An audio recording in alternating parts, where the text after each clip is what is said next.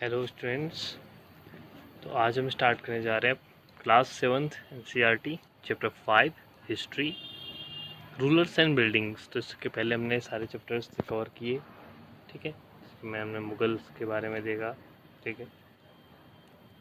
तो अब यहाँ पर को हम बात करने वाले हैं रूलर्स एंड बिल्डिंग्स।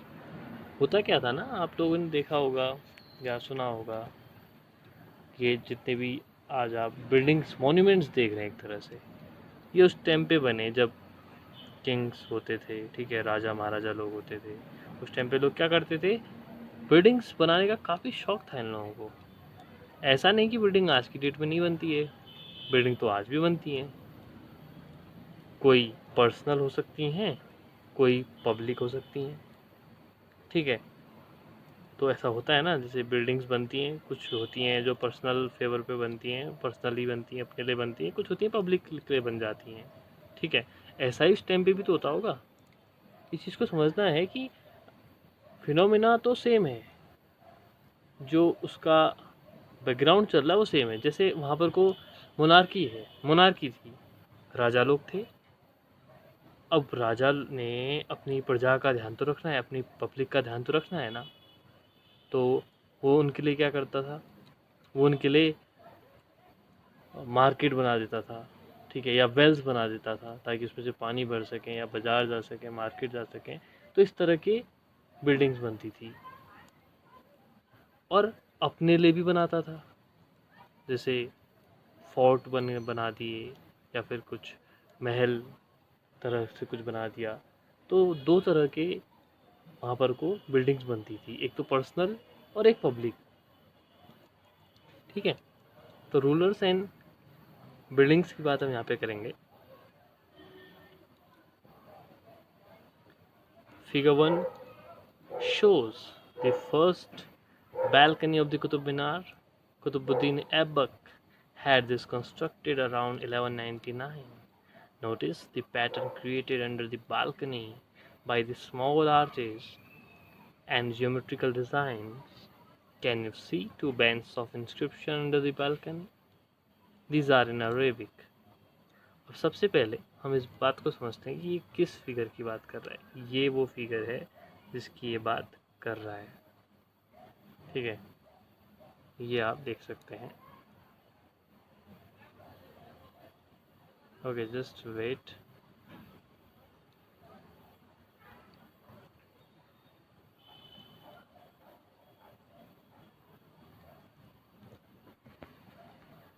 तो ये आप देख सकते हैं, ये वो बिल्डिंग है कुतुब मीनार, कुतुबुद्दीन ऐबक। कौन था ये कुतुबुद्दीन ऐबक? आप लोग जानते हैं, स्लेव डायनेस्टी भी जिसको हम कहते हैं, ठीक है। तो उसका फाउंडर आप कह सकते हैं कुतुबुद्दीन ऐबक को। हालांकि हम रियल फाउंडर की बात यहाँ पे नहीं कर, रियल फाउंडर तो हम इल्तुतमिश को मान लेते हैं, ठीक है। तो कुतुबुद्दीन ऐबक को क्यों नहीं मानते, उसके पीछे भी बहुत सारे रीजंस हैं। उसको हम कभी बाद में डिस्कस करेंगे, we will discuss that later on, okay. So right now we are discussing about buildings. तो यहाँ पर आप देख सकते हैं कि यहाँ पर को ये आर्क के फॉर्म पे बने हुए हैं, एंगुलर भी आप यहाँ पर देख सकते हैं, ठीक है। ये पोर्शन आप देख सकते हैं, ये आर्क फॉर्म पे बना हुआ है, ठीक है। और यहाँ पर ये एंगल्स बने हुए हैं। तो इस तरह से बनाए जाते थे। और यहाँ पर आप देख सकते हैं कि ये अरेबिक फॉर्म पे यहाँ पर कुछ लिखा हुआ है, ठीक है। अब देखिए क्या कहता है, notice that the surface of the Minar is curved and angular. ये आपको मैंने भी दिखा दिया। Placing an inscription on such a surface required a great precision. अब आप खुद ही सोचिए, इस पे लिखना भी है, इसको बनाना भी है, तो इसके लिए काफ़ी ज़्यादा एक्सपर्ट अगर आप हो तभी आप ये काम कर सकते हो। अदरवाइज़ बिना एक्सपर्ट के ऐसा काम कर पाना काफ़ी टफ था उस टाइम के हिसाब से। अभी भी आप देखते हो ना, उतनी बड़ी बड़ी बिल्डिंग्स बना दी हैं। आप अगर बुर्ज खलीफा की बात करें तो कितनी बड़ी बिल्डिंग है। तो उस बिल्डिंग को कोई किसी कॉमन पर्सन ने तो नहीं बना दिया ना, उसके लिए क्या लगे, बहुत सारे इंजीनियर्स लगे, वो भी A1 इंजीनियर्स आप कह सकते हो उनको। तो ऐसे ही उस टाइम पे भी कुतुब मीनार, जो इतनी बड़ी कुतुब मीनार बना दी कुतुबुद्दीन ऐबक ने, 5 फ्लोर उसमें है, 5 स्टोरी उसमें है, तो उसके लिए भी ज़्यादा प्रिसिशन की ज़रूरत थी। मीन्स एक एक्सपर्ट ही उसको कर सकता है। Only the most skilled craft person could perform this task. Remember that very few buildings were made of stone or brick 800 years ago. What would have been the impact of a building like the Qutub Minar on observers in the 13th century? तो इसका क्या impact रहा होगा 13th century में कुतुब मीनार का, तो उसी को हम देखेंगे यहाँ पर। को होता क्या है कि जब बिल्डिंग्स बनती हैं तो उसके इम्पैक्ट भी अलग अलग सेंस में अलग अलग होते हैं। आज जो आप बिल्डिंग्स बनाते हैं, आप पुरानी बिल्डिंग्स को देख के उसमें कुछ मॉडिफाई करके कुछ ऐसी बिल्डिंग्स बनाते हैं। उस टाइम पे भी ऐसा ही होता था, एक दूसरे की बिल्डिंग्स को देख के अलग अलग तरह की बिल्डिंग्स बनाना, ये सब चीज़ें होती थी।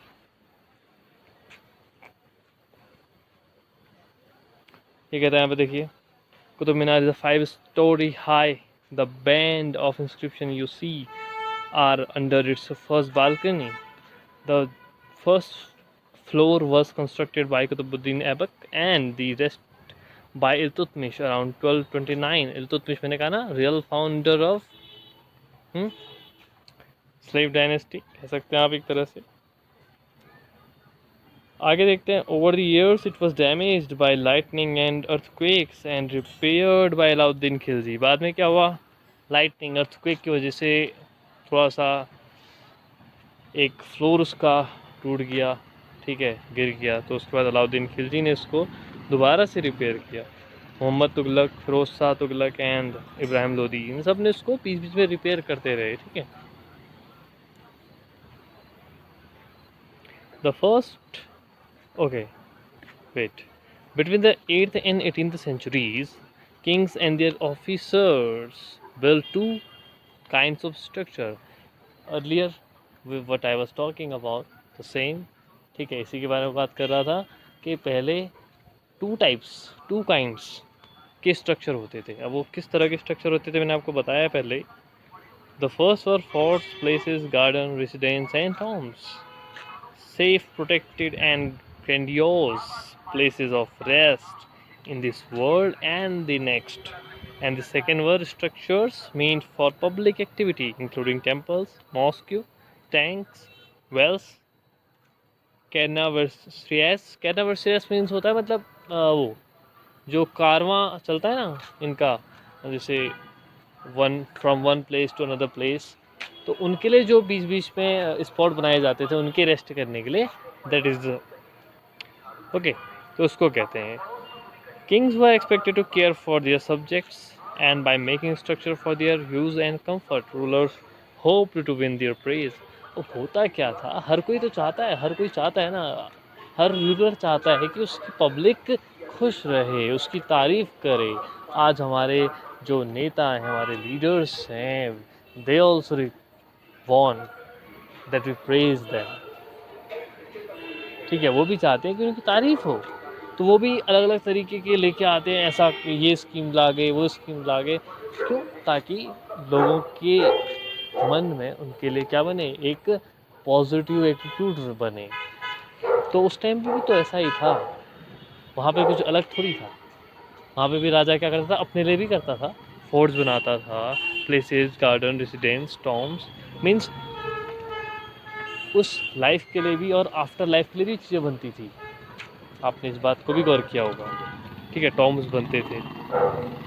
और लोगों के लिए जैसे टेम्पल्स हैं, मॉस्क हैं, ठीक है, मस्जिद हैं, टैंक्स, वेल्स, तो इस तरह की चीज़ें लोगों के लिए भी बनाई जाती थी। Construction activity was also carried out by others, including merchants. They built temples, mosques, and wells. However, domestic architecture, large mansions, haveli of merchant has survived only from the 18th century. हालांकि जो merchant बनाते थे ना, means होता क्या था basically, तो king ही बनवाते थे, लेकिन कभी कभी जो बड़े बड़े व्यापारी होते थे, मर्चेंट होते थे, वो भी इस तरह की हवेली वगैरह बनाते थे, लेकिन इसका पता उस टाइम पे नहीं चलता है। 18th सेंचुरी के बाद ही सब चीज़ें दिखाई दे गई हैं कि मर्चेंट ने भी बनाए हैं करके, ठीक है। Labour for the Agra fort, कहता है देखो built by Akbar, the Agra fort required 2000 stone cutters, 2000 cement and line makers and 8000 laborers। तो देखो ताजमहल बनाने में बहुत ज़्यादा मेहनत लगी है। हमारे देश का एक मॉन्यूमेंट है, मीन्स जो एक अलग पहचान हमारे देश को देता है।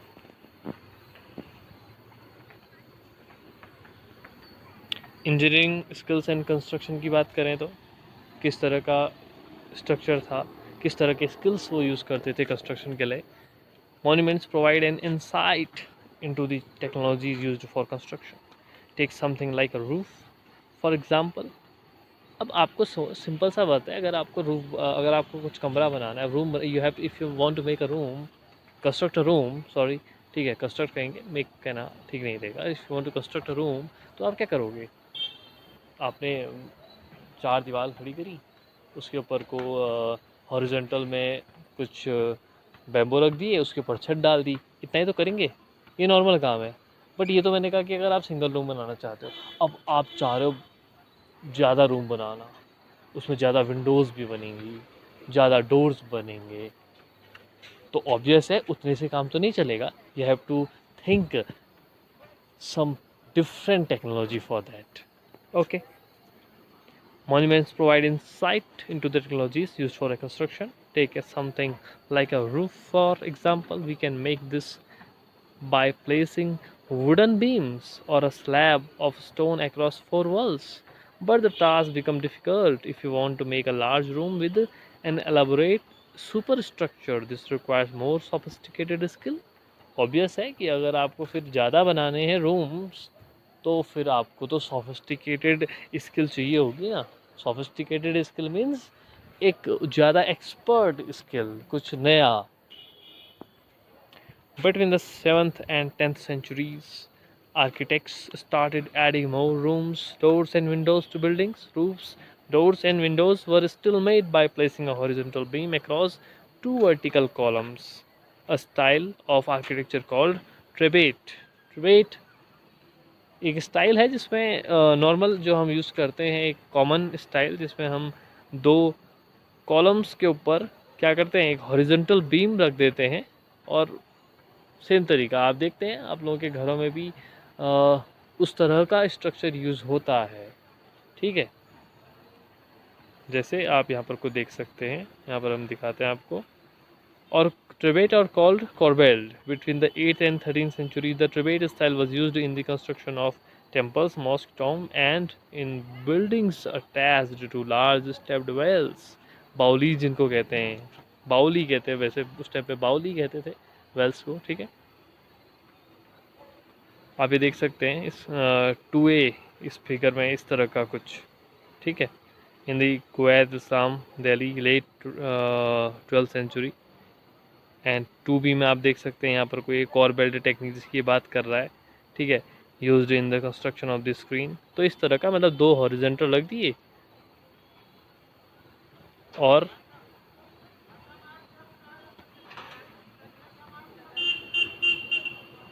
आप ये देख सकते हैं, जस्ट अ वेट मैं आपको दिखाता हूँ, ये हॉरिजॉन्टल और उसके ऊपर क्या रख दी, छत रख दी, नॉर्मल सी बात है।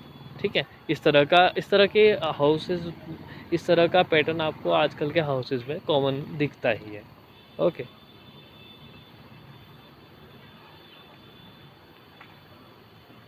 Temple construction in early 11th century.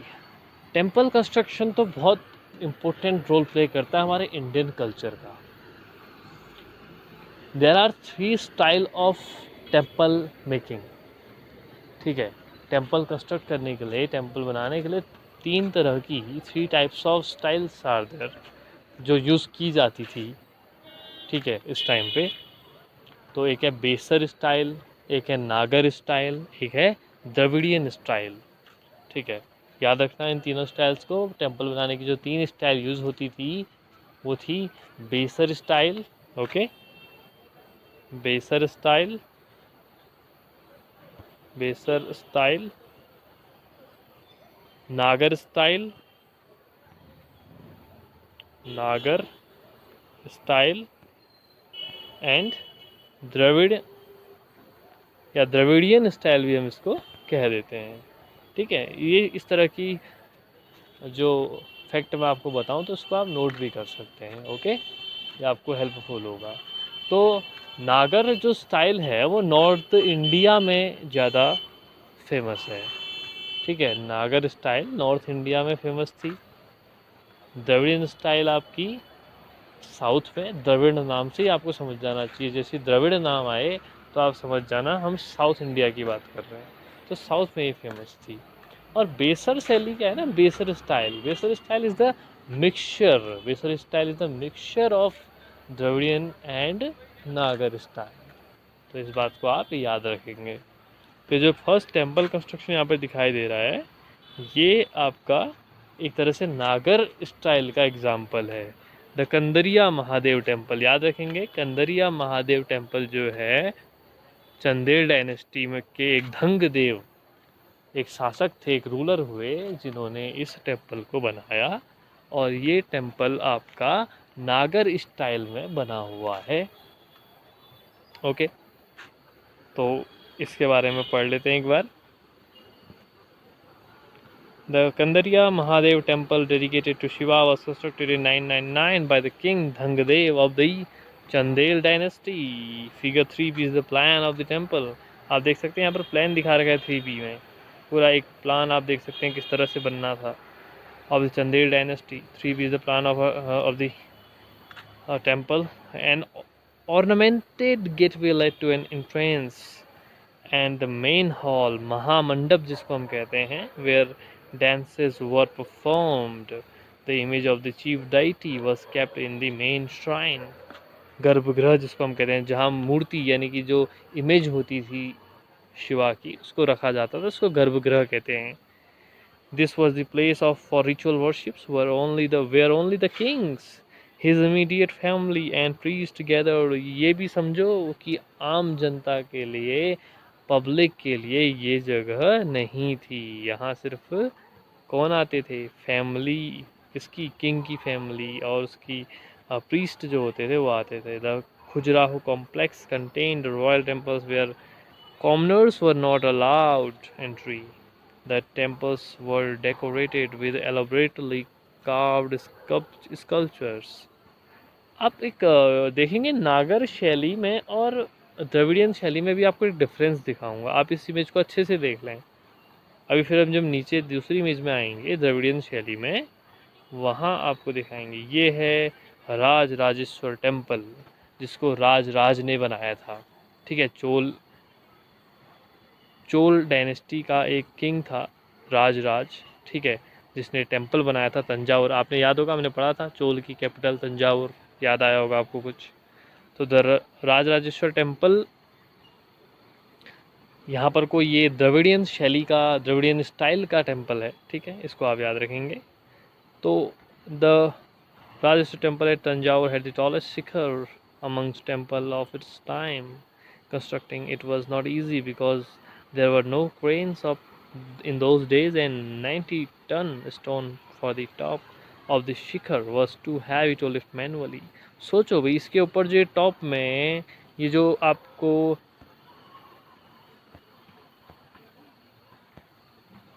यहाँ पर को आपको ये जो टॉप में एक स्टोन दिख रहा है, 90 टन का स्टोन है। तो उस टाइम पे जब क्रेन ही नहीं होती थी तो कैसे ले जाते होंगे इसको। तो होता क्या था, एक रनवे बनाते थे, बड़ा सा रनवे, लंबा, बहुत ही लेंदी रनवे होता था, 4 किलोमीटर अप्रॉक्स का, इसके लिए स्पेशली बनाया गया था। तो उसमें उसको रोल करके, ठीक है, रोलर्स की हेल्प से वहाँ तक पहुँचाया, ताकि अब 4 किलोमीटर इतना बड़ा क्यों, ताकि ज़्यादा हाइट न मिले, ज़्यादा स्लोप न बन जाए। तो क्योंकि अगर ज़्यादा चढ़ाई हो तो ले जाने में दिक्कत होगी ना। तो मान लो कि अब ऑब्वियस है, अगर आप इसी यहाँ पर को आपने पहुँचाना है और आप यहाँ से ला रहे हो तो आपको हाइट ज़्यादा मिलेगी। अब आप यहाँ से इसको लाओ तो आपको हाइट कम मिलेगी। तो ऐसा किया गया था। ठीक है, तो ये है, ये टेम्पल है। अब इस टेम्पल में और इस टेम्पल में कुछ अंतर दिखाई दे रहा है आपको। इस मेकिंग का टेम्पल देखो, ये जो मेकिंग है इसकी, ये कुछ इस तरह से जा रही है। मीन्स आप कह सकते हो कि स्लोप जो है किस तरह से है। और यहाँ पर अगर आप देखते हो नीचे तो ये देखो, ये यहाँ पर को कुछ इस तरह से दिख रहा है। जस्ट वेट, कुछ इस तरह से, मीन्स आप कह सकते हैं कि स्टेयर्स के फॉर्म पे है, ये हम कह सकते हैं। तो हम कह सकते हैं कि द्रविडियन स्टाइल में जो टेम्पल्स बनते थे वो किस शेप में बनते, स्टेयर, सीढ़ी जो होते हैं ना, उस तरह के शेप में बनते थे। ओके, तो यहाँ तक की बात आपको समझ में आ गई होगी। बाकी इससे आगे की बातें हम फिर नेक्स्ट वीडियो में करेंगे। Okay students.